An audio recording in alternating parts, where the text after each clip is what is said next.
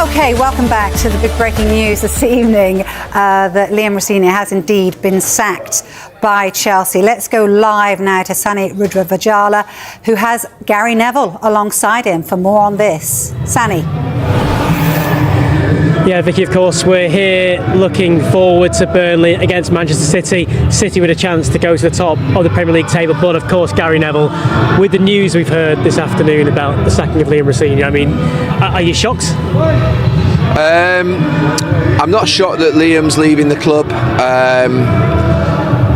I'm shocked he's leaving today. I'm not shocked that he's leaving the club. Sorry, I thought at the end of the season that it probably would happen. I thought they may have sort of persevered to the end of the season, giving him a 6-year deal, but I don't think it's a reflection upon Liam at all. Obviously he's lost a lot of football matches in the last few weeks, and that's disappointing. He'll be disappointed with that. But I think it's time for the owners, sporting directors, players to reflect enormously on their role in terms of what's happened in the last few weeks. I take the coach always takes the hit. That's the role that they're in. They know they're the ones that get sacked. It's easy to move a coach out than it is 25 players, or owners are never going to sack ourselves, and I'm an owner myself, and sporting directors aren't likely to either. I mean, the owners are getting it really badly wrong there. Let's be really clear. I said at the time, and they've got a group of talented players, they've got young sporting directors in respect of sort of what will be experience relating to Europe. You've got an ownership that's relatively young in respect of ownership that sort of Chelsea Football Club, 2 or 3 years in. And I don't think you need some experience somewhere in the club. And they put a very young manager in. I think Liam should get on with his life tomorrow, pretend the last 107 days never happened, learn from it obviously as much as he possibly can, but pretend it's never. Don't think of it as a reflection upon himself.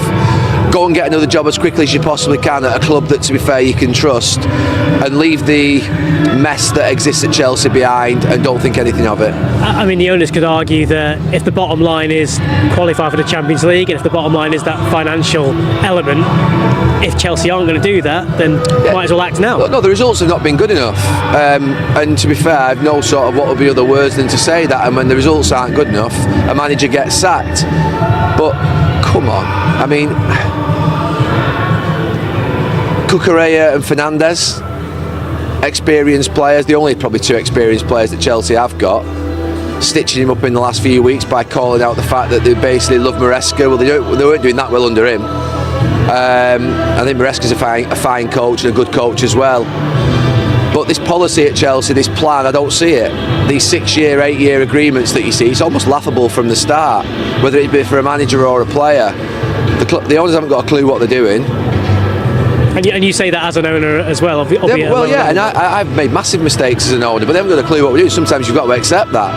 You know, I've publicly spoken about the challenges that we've had, but they're all over the place. And look, I just don't get it really. I think you deserve what you get in football, and that's every single ownership. And it's a reflection upon them, it's not a reflection upon the coach, who, to be fair, probably shouldn't have been advanced as quickly as he was into the role. He should have been left to develop his career, a promising young coach, someone who, to be fair, is a lot thought of. And you don't turn down a Chelsea job, you don't turn down a big job like that. I can see why it was appealing, but the reality of it is, like I say, he just needs to get on with his coaching career now, and sort of what would be put it behind him as quickly as he possibly can, because, like I say, it's a club that at this moment in time is a little bit crazy in its decision making. Further down the table, and that is where we start this evening, in the company of Izzy Christiansen, Micah Richards and Gary Neville, because in the last 2 hours Chelsea have sacked their head coach Liam Rosenior after just over 100 days in charge. So just over 100 days into a 6.5-year contract. What a mess. A massive mess, difficult for a young coach who's obviously still sort of very early in his career. I hope he can move on from it very quickly and put it behind him and recognise where he's been. A really poor reflection and a shambles from the ownership and the sporting directors. I don't think the players have helped either. Cucurella and Enzo Fernandez, the 2 players who probably have got the most seniority and influence in that dressing room, coming out and turning on him and mentioning Maresca a few weeks ago. And then obviously Liam eventually has to fight back, and he has to sort of turn on the players a little bit last night. And when you see that, you know pretty much your time's up at a football club. What I don't understand is, when we was hearing all the noise throughout the club, when they signed Liam Rosenior, and all those pundits and people was questioning it, thinking to go from Strasbourg to go to Chelsea, it's too much of a big club. But they was talking about he knows he's played in the league. He knows how the club, the bigger, wider project is, because it's a club that's underneath Chelsea, and we sort of believe the hype a little bit. And as a coach, I think he's fantastic in terms of the transitions and the rotations and stuff. I saw bits to his game where I thought, actually, I can see it. But at the end of it, it was Chelsea Football Club, and the gap was too big. And what I'm more disappointed in, after all the briefings and stuff before, that they've not stuck with him in his first difficult period. Because one of the things that we were led to believe was that they wanted him because within the operation at Strasbourg, they'd seen how he coached, they'd seen how he dealt with adversity, they'd seen how he dealt with positivity, they'd seen how he dealt with the media, so they knew exactly what they were getting. And now they've changed their mind after 100 days. Well, obviously, the results and everything has led to this, but in terms of coming in January, a very busy month in football calendar, it comes in, he's got to hit the ground running straight away. And polar opposite style to Enzo Maresca. I think in terms of what he's asking to do, Micah touched on it there, you go in sort of radical man-to-man marking systems. It's a lot for players to start to understand in a short space of time, and I just think he hasn't managed to connect with the players. But you wish him all the best, because like Gary said, young coach, he's probably got a very bright future. Look at Coventry City and Frank Lampard, young coach, relatively young, and look what he's done at Coventry. He's taken a step in a different direction and been hugely successful. What do you think they want out of the rest of this season? By removing him, are they saying, well, we've got a better chance in the FA Cup semi-final at the weekend? The fear, obviously, I think, is that maybe that it would go from bad to worse and they would get beat by Leeds on Sunday with him in charge. I mean, they may get beat by Leeds anyway, but that with him in charge, there is a good chance they'll get beat, and potentially they might still think they've got an outside chance of finishing in the Champions League, and that the only way to do that is to change. But Chelsea have got no experience of winning in the four key areas of the club: ownership, sporting directors, coach and players. None of them have won. The only people at Chelsea who've won and know how to win are the fans. So the idea of bringing in really young players with the youngest average age in the whole league, a young coach, young sporting directors relative to the experience that you need at a top club in Europe, and a young ownership of 2 or 3 years, they need some experience from somewhere who know how to navigate what would be these types of situations. So does that start with the next head coach? Because Sky Sports News had a graphic on earlier of the previous 6. So you're going from Tuchel to Pochettino to Graham Potter to Lampard to Maresca. When this ownership came in, though, they very much declared that they wanted it to be a young project, and sort of all the players that were brought in are young. They're all on massive lengths of contracts. The coaches that they've brought in are young. All the experience that they had in the club has exited, because I'm not whether they don't like being challenged or whether they genuinely do believe you can win with kids. You can't win everything with kids, and with inexperience you do need some maturity through the club at some point. And that, I suppose, as you're going forward is, are they going to change that? Are the ownership going to change their policy of investing in young players that then gives them a higher sell on, if that's what they need to do? Bearing in mind there's a lot of hedge fund money there, so it's about making a return. Well, I think they've got what they've got on their side now. The ownership is time, because Callum McFarlane will take over till the end of the season, and that'll give them breathing space to sit down and review what they need to do. And I think that it is a decision that they've made with Saturday in mind. They're still with the chance of winning a trophy this season, which is mad to think, in the context of where they've been all season. But ultimately, I think the players, is where I'd start first. I saw the way they played last night, and I get it tactically. They weren't entirely sure their jobs, and you could see that. But I think you've got to look in the mirror and go, am I doing my best? Am I trying? What's my job? And I'm going to make it as clear as possible to make sure I put a good account of myself on the pitch. I think where it's broke down, especially me watching it, I think the players are talking too much, are not doing their job. Fernandez coming out, Cucurella talking about experiences elsewhere and all that sort of stuff. And I actually think the manager's not helped himself. And I said at the start, and I really believed in what he potentially could do. And I watched his teams at Strasbourg and everything, and I thought maybe it's come a little bit too soon. But then in his interviews, he started playing up to the media, which has not helped him. What do you mean by playing up to the media? Because he's giving them too much. Yeah, but if you're a head coach and you've got League Cup semi-finals, FA Cup, Premier League, okay, European, you can't help but talk to the media all the time. The huddle, respecting the ball. Okay, right. That's nonsense for everyone. We know what social media is like nowadays.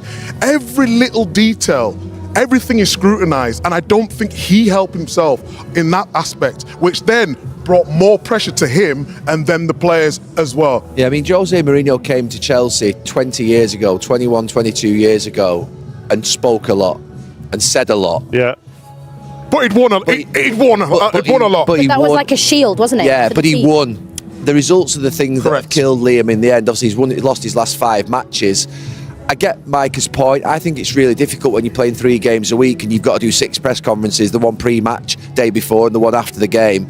And he is, I think, someone who wanted to try and engage. And look, whether it's right or wrong, I get it what you're saying, that some of the things that he said were difficult to listen to, and you thought players might, to be fair, not listen to that type of language. But the reality of it is, I do still think that we all probably knew when this appointment was made and a 6-year contract was given that this was a big jump for Liam to have to make. I just hope he gets on straight away. Just on that, I'm not saying it's right or wrong. What I'm saying is it put more pressure and more scrutiny on him for people to make a judgment on him. And then when you don't get results, people go back to what he said. Right, just a final one to you before you go and get your sweets off Rob Hawthorne in the commentary box, which I know you're looking forward to. The club's statement ended with, "We can now self-reflect about our process." Right? You have executive experience in football clubs. That might be a great line if you're an executive. If you're a fan, you're thinking, "What a load of guff," aren't you? Look, I sacked a manager. I sacked a manager 4 games into a season, then sacked another one 4 months later, and I've spoken publicly about how I got it badly wrong. Absolutely disgraceful decision that I made, and disgraceful decisions. And obviously fans will realise. I mean, they're obviously looking at themselves and recognising they've got this badly wrong. It's a reflection upon the owners and sporting directors more than it is on the young coach that's been appointed. Thierry Henry has sent a strong message to Mikel Arteta ahead of Arsenal's massive Premier League clash against Manchester City, and he didn't hold back. The Arsenal legend warned that talk is cheap unless it's backed up on the pitch, especially with such a defining test coming up this weekend. While the Gunners secured their place in the Champions League semi-finals after goalless draw against Sporting CP at the Emirates, Henry made it clear that the performance simply wasn't good enough. Yes, Arsenal got the job done, thanks to their 1-0 win in Lisbon, but managing just 1 shot on target at home raised serious concerns. And against a team like Manchester City, Henry believes that level just won't cut it. Now, all eyes turn to the Etihad Stadium, where Arsenal face the league leaders in what could be a title-defining showdown. Arteta's side currently holds a 6-point advantage, but City still have a game in hand, and recently beat Arsenal 2-0 in the Carabao Cup final. The stakes couldn't be higher. "I want to see that fire at the Etihad," Henry said on CBS Sports. "It's easy to talk, but go there, against Manchester City, and show what you're made of." Henry made it clear that while he believes in Arteta and the direction of the team, belief alone isn't enough. "I believe in what I see. I believe in him, in that fire. But when you say things like that, you have to deliver. And I didn't see it tonight." Despite his criticism, Henry acknowledged the significance of reaching the Champions League semi-finals, something that doesn't come around often. "We're through, and I'm very happy. A semi-final, it's huge. I never won it, but I did win the league. Now go to Manchester City and win. That's what I want to see. I believe in Mikel, yes, but show it." When asked how Arsenal should approach the game, Henry was blunt. "Not like tonight. Not like against Bournemouth, or Brighton away, or what I've seen at times this season." And when questioned whether the performance against Sporting would be enough to beat City, Henry laughed. "The Manchester City I've seen recently? They've won 4 in a row, and even Liverpool were in the mix. It could have been more." Still, Henry remains hopeful. In fact, he's been consistent in his belief since the start of the season. "I truly believe we can win the league this year. This is our biggest opportunity to prove, as a team, that we are capable." But for him, it all comes down to action, not words. "I'm sitting here in the studio, there's nothing I can do. But I've heard fire. Now I want to see that fire at the Etihad." One moment that stood out to Henry was Declan Rice's reaction at full time. Look at his face. Go back and watch it. A lot of players were smiling, but his expression, "I don't know. Maybe I need to talk to him to understand what he was thinking." This is a guy who just reached a Champions League semi-final.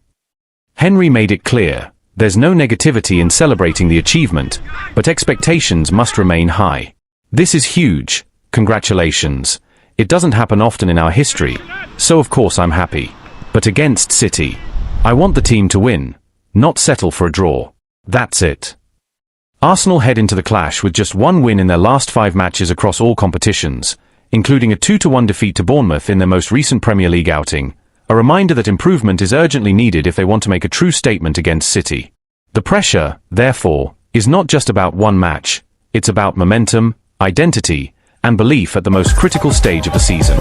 Inside the Arsenal camp, there is a clear understanding that performances must match ambition. Arteta, speaking after the draw with Sporting, admitted that his team has to improve a lot, particularly in the final third, where their lack of creativity and cutting edge was evident. While defensive discipline has been a strength, the inability to control games and create consistent chances is beginning to raise questions at exactly the wrong time. That concern is echoed by pundits and former players across England, many of whom agree with Henry's assessment. The general feeling is that Arsenal have shown resilience, but not the dominance expected of a team aiming to win both the Premier League and compete deep into the Champions League. Declan Rice, however, has taken a different stance. The midfielder has brushed off external criticism, insisting that the squad remains fully focused and unaffected by outside noise. Internally, there is still strong belief that this group has what it takes to deliver in decisive moments.